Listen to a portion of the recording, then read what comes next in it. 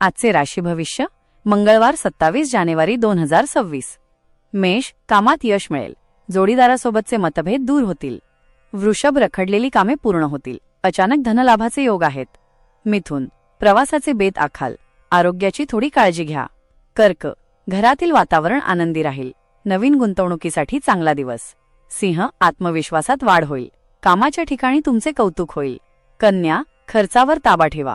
बोलताना कोणाचे मन दुखावले जाणार नाही याची दक्षता घ्या. तुळ, तुमची लोकप्रियता वाढेल.